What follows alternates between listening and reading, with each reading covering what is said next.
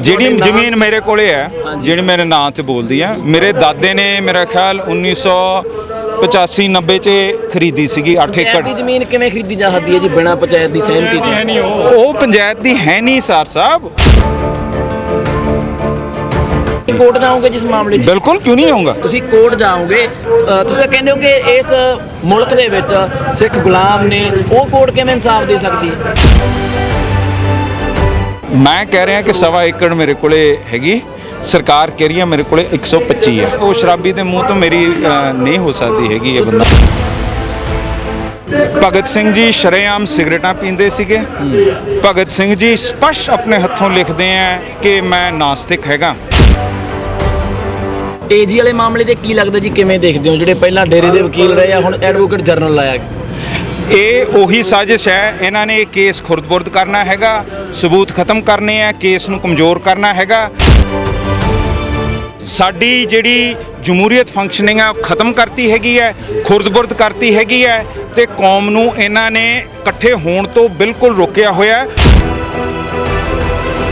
ਸਰਦਾਰ ਮਾਨ ਇਹ ਵੀ ਕਹਿੰਦੇ ਕਿ ਅਸਲ ਸਿੱਖ ਮੋਨਾ ਸਿੱਖ ਸੀਗਾ ਭਗਤ ਸਿੰਘ, ਪਰ ਦੀਪ ਸਿੱਧੂ ਵੀ ਤਾਂ ਮਤਲਬ ਮੋਨੇ ਸੀਗੇ, ਉਹਨਾਂ ਨੂੰ ਕਿਵੇਂ ਫਿਰ ਸ਼ਹੀਦ ਕਿਹਾ ਜਾ ਰਿਹਾ? ਰਣਧੀਰ ਸਿੰਘ ਦੇ ਜੇਲ੍ਹ ਚਿੱਠੀਆਂ ਦੌਰਾਨ ਉਹ ਕਹਿੰਦੇ ਕਿ ਉਹ ਅਮਰ ਸ਼ੱਕ ਨੂੰ ਤਿਆਰ ਹੋ ਗਿਆ ਸੀ, ਸਿੱਖ ਬਣਨ ਨੂੰ ਤਿਆਰ ਸੀ। ਸਰ ਸਾਹਿਬ, ਜਿਸ ਬੰਦੇ ਨੇ ਕੀਤਾ ਨਹੀਂ ਹਾਂ, ਉਹਨੂੰ ਮੈਂ ਕਿਵੇਂ ਮੰਨਾਂ ਜੀ? ਫਿਰ ਕੰਟਰੋਵਰਸ਼ੀਅਲ ਕੀ ਹੈ? ਅੱਜ ਊਧਮ ਸਿੰਘ ਦਾ ਸ਼ਹੀਦੀ ਦਿਹਾੜਾ, ਉਹਨਾਂ ਨੂੰ ਅਸੀਂ ਮਨਾਇਆ ਭਗਤ ਸਿੰਘ ਨੂੰ ਆਟ ਲੋਕ ਮੰਨਦੇ ਰਹੇ। ਭਗਤ ਸਿੰਘ ਦੀਆਂ ਤਸਵੀਰਾਂ ਉਹਨਾਂ ਦੇ ਕੋਲ ਰਹੀਆਂ ਨੇ, ਭਗਤ ਸਿੰਘ ਦੀ ਆਈਡੀਓਲੋਜੀ ਨੂੰ ਮੰਨਦੇ ਰਹੇ ਊਧਮ ਸਿੰਘ। ਇਮਾਨ ਸਿੰਘ ਮਾਨ ਤੁਸੀਂ ਕਿਵੇਂ ਅੱਜ ਮੋਰਚਾ ਲੱਗਿਆ ਹੋਇਆ, ਸੰਘਰਸ਼ ਚੱਲ ਰਿਹਾ ਹੈ ਪਿਛਲੇ 6 ਸਾਲਾਂ ਤੋਂ? ਹਾਂਜੀ, ਇਹਦਾ ਇਨਸਾਫ ਨਹੀਂ ਮਿਲਿਆ ਹੈਗਾ ਤੇ ਅਸੀਂ ਇਹਦੇ ਬਾਰੇ ਲਗਾਤਾਰ ਗ੍ਰਿਫਤਾਰੀਆਂ ਦਿੰਦੇ ਆ ਰਹੇ ਹਾਂ ਮੋਰਚੇ ਰਾਹੀਂ। ਔਰ ਅੱਜ ਜਿਹੜੀ ਸੱਦਾ ਦਿੱਤਾ ਸੀਗਾ ਸਾਨੂੰ ਇਸ ਮੁੱਦੇ ਦੇ ਉੱਤੇ, ਉਹ ਉਸ ਤੇ ਅਸੀਂ ਹਾਜ਼ਰੀ ਭਰਨ ਆਏ ਆ। ਤਾਂ ਭਗਵੰਤ ਮਾਨ ਨੇ ਤੇ ਨਾਲ ਕੇਜਰੀਵਾਲ ਨੇ ਕਿਹਾ ਸੀ 24 ਘੰਟੇ ਅਸੀਂ ਇਨਸਾਫ ਦੇਵਾਂਗੇ ਸਿੱਖ ਕੌਮ ਨੂੰ, ਪਰ ਕਿੰਨੇ 24 ਘੰਟੇ ਬੀਤ ਚੁੱਕੇ ਨੇ, ਇਨਸਾਫ ਨਹੀਂ ਮਿਲਿਆ। ਤੁਸੀਂ ਦੇਖੋ, ਜਦ ਸਮਾਂ ਮਿਲਿਆ ਪੁਲਿਸ ਨੂੰ, ਉਹਨਾਂ ਨੇ ਜਿਹੜੀਆਂ ਗੋਲੀਆਂ ਨਿਕਲੀਆਂ ਸੀਗੀਆਂ, ਜਿਹੜੀਆਂ ਸ਼ਹੀਦਾਂ ਨੂੰ ਮਾਰਿਆ ਸੀਗਾ, ਉਹਦਾ ਜਿਹੜਾ ਸਬੂਤ ਸੀ ਉਹਨੂੰ ਖਰਾਬ ਕਰਤਾ। ਉਹਨਾਂ ਦੇ ਟਰੇਸ ਕਰਨ ਦੇ ਸਾਰੇ ਸਾਧਨ ਖਤਮ ਕਰਤੇ।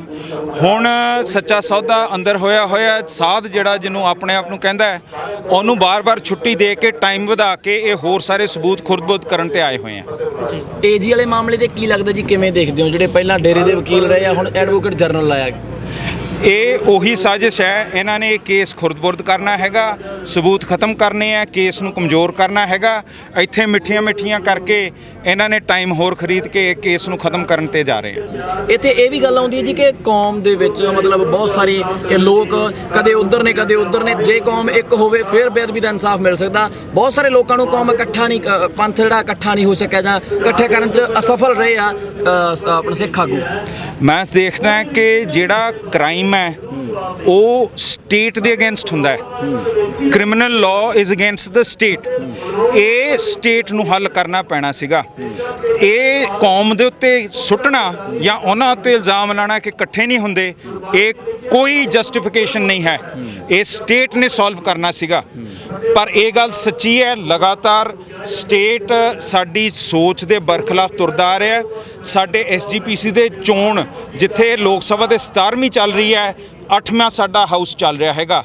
ਸਾਡੀ ਜਿਹੜੀ ਜਮਹੂਰੀਅਤ ਫੰਕਸ਼ਨਿੰਗ ਹੈ ਉਹ ਖਤਮ ਕਰਤੀ ਹੈਗੀ ਹੈ, ਖੁਰਦ-ਬੁਰਦ ਕਰਤੀ ਹੈਗੀ ਹੈ, ਤੇ ਕੌਮ ਨੂੰ ਇਹਨਾਂ ਨੇ ਇਕੱਠੇ ਹੋਣ ਤੋਂ ਬਿਲਕੁਲ ਰੋਕਿਆ ਹੋਇਆ।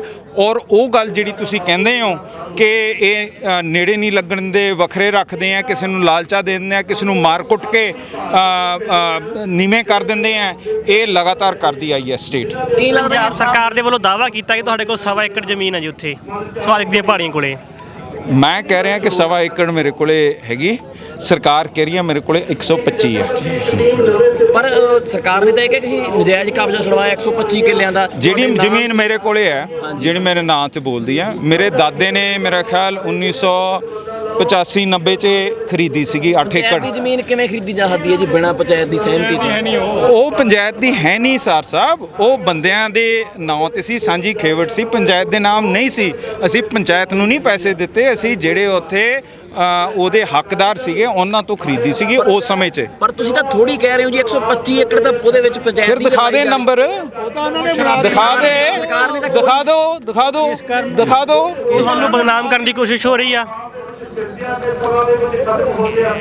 ਭਗਵੰਤ ਮਾਨ ਕਿਵੇਂ ਮੈਨੂੰ ਕਰ ਸਕਦਾ ਹੈਗਾ? ਉਹ ਜਿਹੜਾ ਬੰਦਾ ਸ਼ਰਾਬ ਪੀ ਕੇ ਪਾਰਲੀਮੈਂਟ 'ਚ ਘੁੰਮਦਾ ਫਿਰੇ ਹੋਏ ਬਰਗਾੜੀ ਦਾ ਜਦ ਅਫਸੋਸ ਦੇ ਵਿੱਚ ਆਇਆ ਸੀ, ਸ਼ਰਾਬ ਪੀ ਕੇ ਉਹਰੇ ਗੁਰੂ ਸਾਹਿਬ ਦੇ ਸਾਹਮਣੇ ਡੁੱਲਦਾ ਸੀ, ਉਹਦੇ ਮੂੰਹੋਂ ਮੇਰੀ ਉਹ ਸ਼ਰਾਬੀ ਦੇ ਮੂੰਹ ਤੋਂ ਮੇਰੀ ਨਹੀਂ ਹੋ ਸਕਦੀ ਹੈਗੀ ਇਹ ਬੰਦਾ। ਤੁਸੀਂ ਕੋਰਟ ਜਾਓਗੇ ਜਿਸ ਮਾਮਲੇ 'ਚ? ਬਿਲਕੁਲ, ਕਿਉਂ ਨਹੀਂ ਜਾਊਂਗਾ ਯਾਰ, ਬਿਲਕੁਲ ਜਾਊਂਗਾ ਜੀ। ਤੁਹਾਡੇ ਕੋਲ ਕੋਈ ਸਬੂਤ ਹੈਗਾ ਕਿ ਤੁਹਾਡੀ ਜ਼ਮੀਨ ਆ ਤੁਹਾਡੇ ਕੋਲ, ਤੁਸੀਂ ਯਾਰ 1915 ਮੇਰੇ ਕੋਲੇ ਵੀ ਉਹਨਾਂ ਕੋਲੇ ਵੀ ਆ, ਮੈਂ ਤਾਂ ਉਹੀ ਫਰਦਾਂ ਕੱਢਣੀਆਂ, ਤੁਸੀਂ ਜਾ ਕੇ ਕਢਾ ਲਓ ਉੱਥੋਂ, ਉੱਥੇ ਜਾ ਕੇ ਦੇਖੋ ਮਾਨ ਸਿੰਘ ਦੇ ਨਾਂ ਤੇ ਕਿੰਨੀਆਂ ਹੈਗੀਆਂ।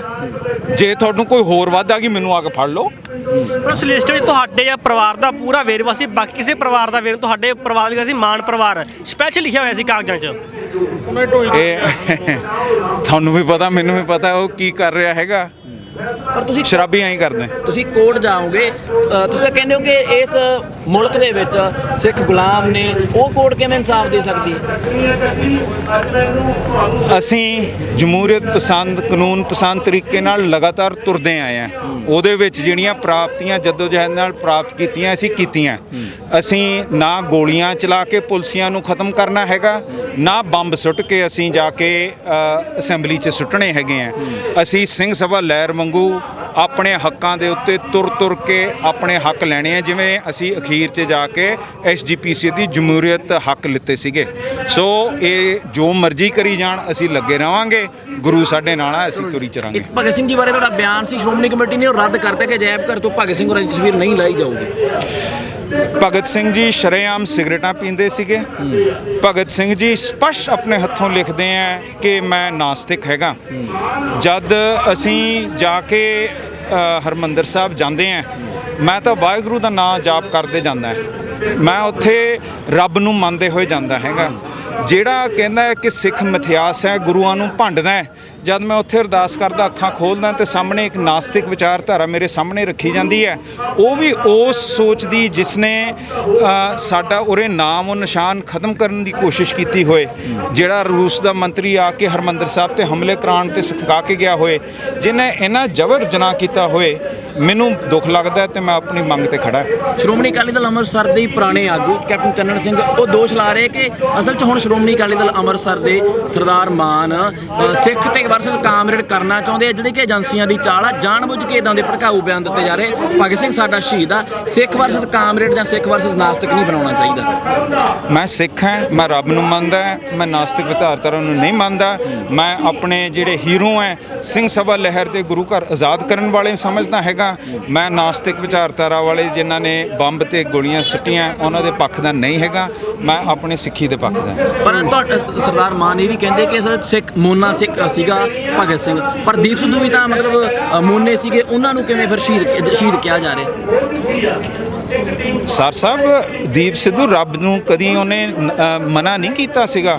ਉਹ ਰੱਬ ਦਾ ਭਰੋਸਾ ਰੱਖਦਾ ਸੀਗਾ, ਉਹ ਰਾਹ ਤੇ ਸੀਗਾ, ਸਿੱਖ ਰਾਹ ਤੇ ਸੀਗਾ। ਚੰਨਣ ਸਿੰਘ ਦਾ ਸਵਾਲ ਹੈ ਕਿ ਦੀਪ ਸਿੱਧੂ ਸ਼ਹੀਦ ਕਿਵੇਂ ਆ ਤੇ ਭਗਤ ਸਿੰਘ ਸ਼ਹੀਦ ਕਿਵੇਂ? ਮੈਂ ਤੁਹਾਨੂੰ ਦੱਸਤਾ ਦਿੱਤਾ, ਇੱਕ ਬੰਦਾ ਰੱਬ ਨੂੰ ਮੰਨਦਾ ਹੈ, ਨਾਸਤਿਕ ਨਹੀਂ ਹੈ, ਸਿੱਖ ਮਿਥਿਆਸ ਨਹੀਂ ਕਹਿੰਦਾ। ਦੂਜਾ ਬੰਦਾ ਸਿੱਖੀ ਨੂੰ ਮਿਥਿਆਸ ਕਹਿੰਦਾ ਹੈ, ਆਪਣੇ ਆਪ ਨੂੰ ਲਿਖ ਕੇ ਆਪਣਾ ਕਹਿੰਦਾ ਹੈਗਾ ਕਿ ਮੈਂ ਨਾਸਤਿਕ, ਖੁਦ ਕਹਿੰਦਾ ਹੈ ਕਿ ਮੈਂ ਰੱਬ ਨੂੰ ਮੰਨਦਾ ਹੀ ਨਹੀਂ ਹੈਗਾ, ਹੈ ਹੀ ਨਹੀਂ ਕੋਈ ਚੀਜ਼। ਹੋਰਾਂ ਨੂੰ ਪ੍ਰੇਰਦਾ ਹੈ ਕਿ ਇਹ ਅਸਲੀਅਤ ਹੈ ਕਿ ਕੁਝ ਹੈ ਹੀ ਨਹੀਂ, ਤੁਸੀਂ ਦਿਖਾਈ ਨਹੀਂ ਸਕੇ ਮੈਨੂੰ। ਠੀਕ ਹੈ ਨਾ ਜੀ? ਨੂੰ ਮੰਨਣ ਵਾਲਾ ਹੀ ਸ਼ਹੀਦ ਹੋਵੇਗਾ, ਜੋ ਪਰਮਾਤਮਾ ਨੂੰ ਨਹੀਂ ਮੰਨਦਾ ਉਹ ਸ਼ਹੀਦ ਨਹੀਂ।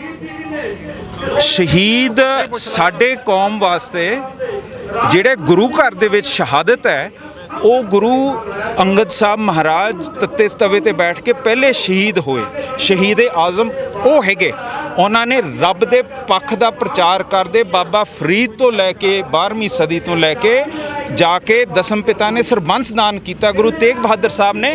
ਉਹਨਾਂ ਨੇ ਰੱਬ ਨੂੰ ਦੇ ਵਿੱਚ ਭਰੋਸਾ ਰੱਖਣ ਵਾਸਤੇ ਪ੍ਰਚਾਰ ਕੀਤਾ, ਤੁਰੇ। ਉਹਨਾਂ ਦਾ ਮੁੱਢਲਾ ਮਿਸ਼ਨ ਰੱਬ ਨੂੰ ਜੋੜਨ ਵਾਲਾ ਸੀ। ਉਹ ਉਸ ਘਰ ਦੇ ਵਿੱਚ ਸ਼ਹੀਦ ਹੈ ਕਿਉਂਕਿ ਉਸ ਘਰ ਦੀ ਸੋਚ ਹੀ ਉਹ ਹੈ। ਠੀਕ ਹੈ ਨਾ ਜੀ? ਸੋ ਹਰੀ ਮੰਦਰ ਕੇ ਅੰਦਰ, ਹਰੀ ਦੇ ਮੰਦਰ ਅੰਦਰ, ਰੱਬ ਦੇ ਮੰਦਰ ਦੇ ਅੰਦਰ ਸ਼ਹੀਦ ਤੇ ਸ਼ਹਾਦਤ ਰੱਬ ਦੇ ਪੱਖ ਦੀ ਹੈ। ਠੀਕ ਹੈ ਨਾ ਜੀ? ਜਿਹੜਾ hero of the people, communist ਸੋਚ ਹੈ ਉਹ ਆਪਣੇ ਮਨ ਦੇ ਹੈਗੇ ਆ। ਮੈਂ ਉੱਥੇ ਜਾ ਕੇ ਇਹ ਨਹੀਂ ਕਹਿੰਦਾ ਹੈਗਾ ਕਿ ਗੁਰੂ ਗ੍ਰੰਥ ਸਾਹਿਬ ਨੂੰ ਤੁਸੀਂ ਉਰੇ ਸ਼ਹੀਦ ਮੰਨੋ, ਗੁਰੂ ਤੇਗ ਬਹਾਦਰ ਸਾਹਿਬ ਨੂੰ ਤੁਸੀਂ ਉਰੇ ਸ਼ਹੀਦ ਮੰਨੋ। ਹਰੇਕ ਦੀ ਆਪਣੀ ਥਾਂ ਹੈ। ਜਿਸ ਬਾਬਤ ਮੈਂ ਬੇਨਤੀ ਕਰਦਾ ਕਿ ਸਾਡੇ ਸ਼ਹੀਦ ਗੁਰੂ ਅਰਜਨ ਸਾਹਿਬ ਮਹਾਰਾਜ ਹੈ। ਤੁਸੀਂ ਇੱਕ ਪਾਸੇ ਕਿਹਾ ਕਿ ਅਸੀਂ ਜਮਹੂਰੀਅਤ 'ਚ ਰਹਿ ਕੇ ਆਪਣਾ ਵਿਰੋਧ ਪ੍ਰਦਰਸ਼ਨ ਕਰਨਾ ਹੈ, ਤਾਂ ਫਿਰ ਸੰਤ ਭਿੰਡਰਾਂ ਦੇ ਸੰਘਰਸ਼ ਨੂੰ ਕਿਵੇਂ ਦੇਖਦੇ ਹੋ? ਤਾਂ ਉਹ ਤਾਂ ਜਮਹੂਰੀਅਤ ਦੇ ਉਲਟ ਸੀ। ਸੰਤ ਭਿੰਡਰਾਂ ਵਾਲਿਆਂ ਨੇ ਆਪਣੀ ਪ੍ਰਚਾਰ ਕੀਤਾ, ਗੱਲ ਕੀਤੀ, ਹਰਮੰਦਰ ਸਾਹਿਬ 'ਚ ਬੈਠੇ। ਇਸ ਦੇਸ਼ ਨੇ ਉਹਨਾਂ ਦੇ ਉੱਤੇ ਹਮਲਾ ਕੀਤਾ। ਜੇਕਰ ਤੁਹਾਡੇ ਤੇ ਹਮਲਾ ਹੋਏਗਾ ਤੁਸੀਂ ਫਿਰ ਜਮਹੂਰੀਅਤ ਛੱਡੋਗੇ? ਜੇ ਮੇਰੇ ਤੇ ਹਮਲਾ ਹੋਏ, ਮੇਰਾ ਫਰਜ਼ ਹੈ, ਛੇਵੇਂ ਪਾਤਸ਼ਾਹ ਨੇ ਮੈਨੂੰ ਕਿਹਾ ਰੱਖਿਆ ਕਰਨ ਦਾ। ਜੇ ਤੁਸੀਂ ਕ੍ਰਿਮੀਨਲ ਲਾਅ ਪੜੋਗੇ ਤੁਹਾਡਾ ਵੀ ਹੱਕ ਹੈਗਾ ਜੀ। ਇੱਕ ਗੱਲ ਲਾਸਟ ਸਵਾਲ ਹੈ ਜੀ ਕਿ ਜਿਹੜਾ ਯਾਰ ਕਾਨੂੰ ਘਬਰਾਉਂਦੇ ਹੋ ਤੁਸੀਂ ਇਹਨਾਂ ਵੱਲ? ਭਗਤ ਸਿੰਘ ਜੀ ਲਾਸਟ ਸਮੇਂ ਦੇ ਵਿੱਚ ਆਪਦੀ ਜਿਹੜੀ ਲਿਖਤਾਂ ਦੇ ਵਿੱਚ ਸਿੱਖ ਇਤਿਹਾਸ ਨੂੰ ਆਪਦੀ ਆਈਡੀਓਲੋਗ ਮੰਨਦੇ ਆ। ਫਿਰ ਉਹ ਦਿਖਾ ਦਿਓ ਮੈਨੂੰ ਪੜ੍ਹੀ ਲਿਖੀ, ਉਹ ਉਹਨਾਂ ਨੇ ਜੋ ਲਿਖੀ ਹੈ ਮੈਂ ਮੰਨ ਲੂੰਗਾ। ਕਰਤਾਰ ਸਿੰਘ ਸਰਾਭਾ ਜੀ ਸੀ। ਮੈਨੂੰ ਕਰਤਾਰ ਸਿੰਘ ਸਰਾਭਾ ਨੂੰ ਕਿਵੇਂ ਦੇਖਦੇ ਹੋ? ਉਹਨਾਂ ਨੇ ਲਿਖ ਕੇ ਕਿਹਾ ਮੈਂ ਨਾਸਤਿਕ ਹੈ, ਲਿਖ ਕੇ ਬਿਆਨ ਕੀਤਾ ਹੈਗਾ, ਲਿਖ ਕੇ ਉਹਨਾਂ ਨੇ ਸਾਰਾ ਕੁਝ ਦਿੱਤਾ ਹੈਗਾ। ਹੁਣ ਰਿਟਨ ਵਰਡ ਮੈਨੂੰ ਦਿਖਾ ਦਿਓ, ਮੈਂ ਮੰਨ ਲਊਂ। ਕਰਤਾਰ ਸਿੰਘ ਸਰਾਭਾ ਸੀ ਕਿ ਨਹੀਂ? ਆਏ ਆ ਸਰ ਸਾਹਿਬ, ਕੋਈ ਪ੍ਰੂਫ ਦੇ ਦਿਓ ਤੇ ਆਪਾਂ ਵਿਚਾਰ ਲਾਂਗੇ। ਰਣਧੀਰ ਸਿੰਘ ਦੇ ਜੇਲ੍ਹ ਚਿੱਠੀਆਂ ਦੌਰਾਨ ਉਹ ਕਹਿੰਦੇ ਕਿ ਉਹ ਅਮਰ ਛਕ ਨੂੰ ਤਿਆਰ ਹੋ ਗਿਆ ਸੀ, ਸਿੱਖ ਬਣਨ ਨੂੰ ਤਿਆਰ ਸੀ। ਸਰ ਸਾਹਿਬ, ਜਿਹੜਾ ਬੰਦਾ ਲਿਖ ਕੇ ਦਿੰਦਾ ਹੈਗਾ ਬਿਆਨ ਕਿ ਮੈਂ ਫਲਾਣੀ ਚੀਜ਼ ਹੈ, 2 ਮਿੰਟ, ਜੇ ਤੁਸੀਂ ਤੇ ਮੈਂ ਕਹਾਂ ਕਿ ਨਹੀਂ ਹੈ, ਠੀਕ ਹੈ ਨਾ, ਮੈਂ ਤਾਂ ਉਹਦੀ ਗੱਲ ਨੂੰ ਮੰਨੂਗਾ ਜਿੰਨੀ ਦੇਰ ਉਹ ਉਹਨੂੰ ਭੰਡ ਆਪਣੀ ਗੱਲ ਨੂੰ ਨਾ ਭੰਡ ਕਰੇ, ਠੀਕ ਹੈ ਨਾ। ਹੁਣ ਮੈਂ ਤੁਰਦਾ ਜਾ ਰਿਹਾ, ਜਿਹੜੀਆਂ ਗੱਲਾਂ ਕੀਤੀਆਂ ਮੈਂ ਤੁਹਾਡੇ ਸਾਹਮਣੇ ਕੀਤੀਆਂ, ਮੇਰਾ ਬਿਆਨ ਹੋ ਗਿਆ, ਤੁਹਾਡੇ ਕੋਲ ਰਿਕਾਰਡ ਹੈ। ਮੁੜ ਕੇ ਇਹ ਆ ਕੇ ਤੁਹਾਨੂੰ ਕਹਿ ਦੇਣ ਕੀ ਨਹੀਂ ਇਹਨੇ ਕੀਤੀ ਨਹੀਂ ਗੱਲ। ਨਹੀਂ ਭਾਈ ਰਣਧੀਰ ਸਿੰਘ ਨੇ ਫਿਰ ਲਿਖਤਾਂ ਨੂੰ ਕਿਵੇਂ ਮੰਨਦੇ ਹੋ? ਸਰ ਸਾਹਿਬ ਮੈਂ ਹਾਂਜੀ ਉਹਨਾਂ ਦੀ ਲਿਖਤਾਂ ਜਿਵੇਂ ਉਹ ਕਹਿੰਦੇ ਵੀ ਉਹਨਾਂ ਨੇ ਅਮਰ ਛਕਣ ਨੂੰ ਤਿਆਰ ਹੋ ਗਏ ਸੀ, ਨਹੀਂ ਤੇ ਕਹਿੰਦੇ ਵੀ ਅਮਰ ਛਕਣ ਨੂੰ ਤਿਆਰ ਹੋ ਗਏ ਸੀ ਭਗਤ ਸਿੰਘ ਜੇਲ੍ਹ ਚਿੱਠੀਆਂ ਦੌਰਾਨ ਕਹਿੰਦੇ ਉਹ ਕਹਿੰਦੇ ਹੋਣਗੇ, ਸੱਚੀ ਗੱਲ ਕਹਿੰਦੇ ਹੋਏ ਸੀ, ਪਰ ਜਿਸ ਬੰਦੇ ਨੇ ਕੀਤਾ ਨਹੀਂ ਉਹਨੂੰ ਮੈਂ ਕਿਵੇਂ ਮੰਨਾਂ ਜੀ। ਫਿਰ ਕਰਤਾਰ ਸਿੰਘ ਸਰਾਭਾ ਸੀ। ਕੰਟਰੋਵਰਸ਼ੀਅਲ ਕੀ ਹੈ? ਮੈਂ ਉਰੇ ਬੈਠਾ ਕਹਿੰਦਾ ਕਿ ਕਰਤਾਰ ਸਿੰਘ ਸਰਾਭਾ ਸੀ ਕਿ ਨਹੀਂ? 2 ਮਿੰਟ ਜੀ, ਲੱਤ ਤੁਸੀਂ ਥੱਲੇ ਇੱਕ ਦੂਜੇ ਨੂੰ ਮਾਰ ਰਹੇ ਹੋ, ਬੜੀ ਮਾੜੀ ਹੈ। ਤੁਸੀਂ ਥੋੜਾ ਜਿਹਾ ਪਿੱਛੇ ਹੋ ਜਾਓ, ਮੈਂ ਸਪਸ਼ਟ ਇਹਨਾਂ ਨੂੰ ਕਰ ਦਿੰਦਾ ਹੈਗਾ ਜੀ। ਜਿਹੜੇ ਬੰਦੇ ਨੇ ਲਿਖਤ ਰੂਪ 'ਚ ਬਿਆਨ ਦਿੱਤਾ ਹੈ, ਜਿੰਨੀ ਦੇਰ ਉਹ ਵਿਡਰਾਅ ਨਹੀਂ ਕਰਦਾ ਉਹ ਮੰਨਣਯੋਗ ਨਹੀਂ ਹੈ, ਠੀਕ ਹੈ ਨਾ ਜੀ। ਮੇਰੀ ਗੱਲ ਸੁਣੋ, ਤੁਸੀਂ ਅਦਾਲਤ 'ਚ ਜਾਓਗੇ, ਲਿਖਤ ਬਿਆਨ ਉੱਥੇ ਕਿਸੇ ਨੇ ਦੇਤਾ, ਕੋਈ ਉੱਥੇ ਤੀਜਾ ਪਾਰਟੀ ਆ ਕੇ ਕਹਿ ਦੇ ਕਿ ਭਾਈ ਇਹ ਗੱਲ ਉਹ ਇਨਕਾਰ ਕਰ ਗਿਆ ਸੀਗਾ, ਪਰ ਉਹ ਆਪ ਲਿਖ ਕੇ ਨਹੀਂ ਗਿਆ ਹੈਗਾ। ਅੱਜ ਊਧਮ ਸਿੰਘ ਦਾ ਸ਼ਹੀਦੀ ਦਿਹਾੜਾ, ਉਹਨਾਂ ਨੂੰ ਅਸੀਂ ਮਨਾਇਆ ਭਗਤ ਸਿੰਘ ਨੂੰ ਆਈਡੀਓਲੋਗ ਮੰਨਦੇ ਰਹੇ। ਭਗਤ ਸਿੰਘ ਦੀਆਂ ਤਸਵੀਰਾਂ ਉਹਨਾਂ ਦੇ ਕੋਲ ਰਹੀਆਂ ਨੇ, ਭਗਤ ਸਿੰਘ ਦੀ ਆਈਡੀਓਲੋਜੀ ਨੂੰ ਮੰਨਦੇ ਰਹੇ ਊਧਮ ਸਿੰਘ। ਜੋ ਡਾਇਰ ਨੇ ਕੀਤਾ ਸੀ ਉਹ ਮਨੁੱਖੀ ਅਧਿਕਾਰਾਂ ਦਾ ਕਾਂਡ ਕੀਤਾ ਸੀ ਜੀ। ਉਹਨੇ ਕਿਲਿੰਗ ਕੀਤੀ ਸੀਗੀ ਸਪਸ਼ਟ ਰੂਪ 'ਚ। ਹੀ ਵਾਸ ਅ ਐਬਸੋਲੂਟਲੀ ਕਿਲਰ ਜੀ। ਜਿਹੜਾ ਸੌਂਡਰ ਸੀਗਾ ਉਹਨੇ ਕੁਝ ਨਹੀਂ ਕੀਤਾ ਜੀ, ਨਾ ਹੀ ਚੰਨਣ ਸਿੰਘ ਨੇ ਉਹਦੇ ਬਾਰੇ ਕੁਝ ਕੀਤਾ ਸੀਗਾ ਜੀ, ਨਾ ਹੀ ਅਸੈਂਬਲੀ 'ਚ ਕਿਸੇ ਨੇ ਵਿਚਾਰਧਾਰਾ ਤੋਂ ਇਲਾਵਾ ਕੁਝ ਕੀਤਾ ਸੀਗਾ। ਸਰ ਊਧਮ ਸਿੰਘ ਨੇ ਨਿਸ਼ਾਨਾ ਬੰਨ੍ਹ ਕੇ ਉਸ ਨਿਸ਼ਾਨੇ ਨੂੰ ਟਾਰਗੇਟ ਕਰਕੇ ਆਪਣਾ ਇਨਸਾਫ ਲਿੱਤਾ। 83 ਵੇਲੇ ਕਿੰਨੇ ਨਿਰਦੋਸ਼ ਮਾਰੇ ਗਏ ਨੇ, ਉਦੋਂ ਵੀ ਉਹ ਸਾਰੇ ਉਹਨਾਂ ਨੂੰ ਮਾਰਨ ਵਾਲੇ ਸ਼ਹੀਦ ਸੀ ਕਿ ਨਹੀਂ? ਹੈ 83 ਦੇ ਵੇਲੇ ਜਾਂ 92 ਤੱਕ ਜਿੰਨੇ ਕੋਈ ਨਿਰਦੋਸ਼ ਸੀ ਜਾਂ ਅੰਮ੍ਰਿਤਧਾਰੀ ਸੀ ਪੁਲਿਸ ਮੁਲਾਜ਼ਮ ਮਾਰੇ ਗਏ ਨੇ, ਕਿ ਉਹਨਾਂ ਨੇ ਕਤਲ ਕੀਤਾ ਸੀ ਉਹ ਸ਼ਹੀਦ ਸੀ ਕਿ ਉਹ ਸ਼ਹੀਦ ਨਹੀਂ? ਕੌਣ? 83 ਤੋਂ ਲੈ ਕੇ 92 ਵਿਚਕਾਰ ਜਿੰਨੇ ਪੁਲਿਸ ਮੁਲਾਜ਼ਮ ਅੰਮ੍ਰਿਤਧਾਰੀ ਸੀ ਉਹ ਮਾਰੇ ਗਏ ਨੇ, ਉਹਨਾਂ ਮਾਰਨ ਵਾਲੇ ਸ਼ਹੀਦ ਕਿ ਨਹੀਂ? ਕਿੰਨਾ ਦੀ ਗੱਲ ਕਰ ਰਹੇ ਹੋ ਪੁਲਿਸ ਤੁਸੀਂ? ਮੁਲਾਜ਼ਮ ਜਿਹੜੇ ਜੀ ਨਹੀਂ ਸਪੈਸੀਫਿਕ ਸਿੰਘਾਂ ਨੂੰ ਕਿੰਨੇ ਆ? ਮਾਨ ਸਾਹਿਬ ਜਿਹਨਾਂ ਪੁਲਿਸ ਮੁਲਾਜ਼ਮਾਂ ਦਾ ਅਮਰ ਛਕਿਆ ਹੋਇਆ ਸੀ ਉਹ ਮਾਰੇ ਗਏ। 92 ਤੋਂ ਲੈ ਕੇ ਗੱਲ ਚੱਲਣੀ ਹੈਗੀ।